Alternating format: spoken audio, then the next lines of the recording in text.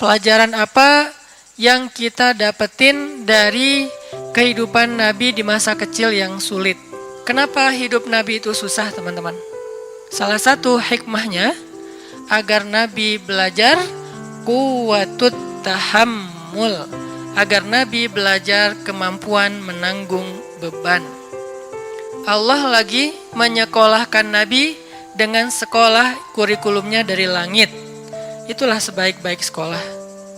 Ada sekolah formal yang bikin kurikulumnya ulama.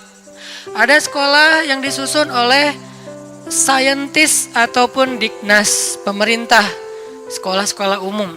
Semuanya baik, tapi ada sekolah yang paling baik dan insya Allah nggak mungkin orang yang sekolah di situ tuh rugi, nggak mungkin. Udah sekolahnya gratis, hasilnya luar biasa, sekolah langit.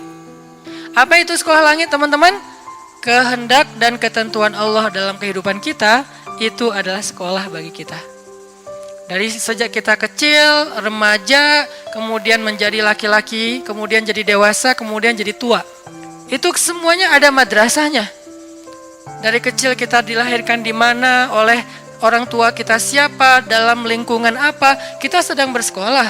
Kurikulumnya Allah, gimana cara kita mendaftar dalam madrasah langit ini? Caranya iman. Gak ada uang pendaftaran, gak akan dicoret dan di DO gara-gara gak bayar uang SPP, gak ada ujian nasional, gak ada ujian semester. Ujiannya adalah dalam bentuk kehidupan. Dan itulah madrasah kita. Sehingga dalam madrasah itu Allah bukan mau ngasih kita ijazah bertuliskan nilai, angka, tapi Allah mau ngasih kita ijazah dalam bentuk sifat, dalam bentuk kematangan diri, dalam bentuk pemikiran yang dahsyat, yang jenius, yang brilian, yang lurus, yang kritis. Itu hasilnya.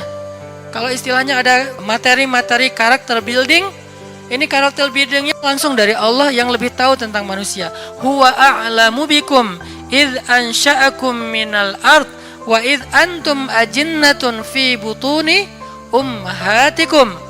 Dia lebih tahu tentang kalian, wahai manusia, ketika dia menciptakan kalian dari tanah. Siapa? Adam. Atau ketika kalian berada di dalam rahim ibu-ibu kalian. Siapa? Kita. Huwa a'lamu bikum. Allah lebih tahu tentang kalian. Sehingga yang lebih tahu ini memberi kalian madrasah. Sampai kita hari ini dapat madrasah dari Allah. Jadi ketika kita dapat ujian dalam hidup, kita coba bangun self-awareness. Oh, saya lagi sekolah sama Allah. Saya lagi disuruh latihan sama Allah. Latihan apa? Salah satu yang paling gampang adalah belajar quwwatut tahammul, kemampuan mengangkut beban. Terutama buat cowok. Fitrah kita itu diciptakan untuk mengangkut beban. Kita dijadikan lebih kuat bukan untuk gaya-gayaan, untuk mengangkut beban. Makin besar tanggung jawab dan beban yang dia ambil, makin dia cowok sejati. Rujulah kesatria namanya. Nabi dari kecil beliau dapat banyak ujian supaya punya quwwatut tahammul, mengangkut beban. Dan memang benar, Nabi itu sedang disiapkan oleh Allah untuk mengangkut beban yang paling berat. Yang ketika dikasih ke langit, langit nolak.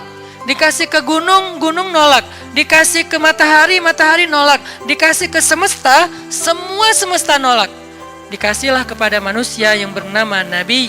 Apa beban yang berat itu yang ditolak oleh semesta? Beban risalah.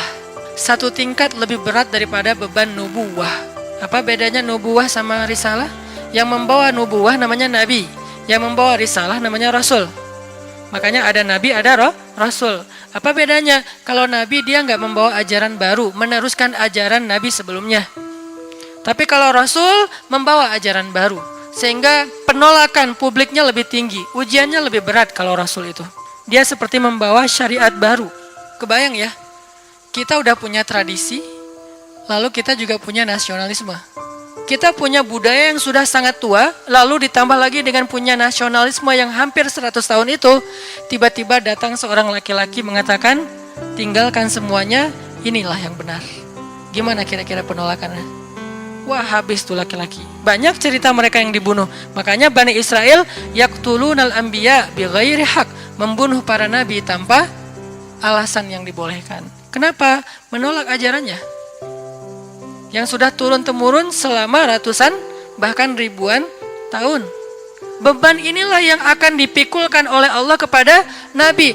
Kenapa risalah itu berat? Risalah itu secara bahasa teman-teman artinya ajaran atau misi. Seorang yang membawa risalah, surat, itu namanya Rasul. Rasul ini bisa bermakna Rasul dari langit, berarti Rasulnya Allah, namanya Rasulullah.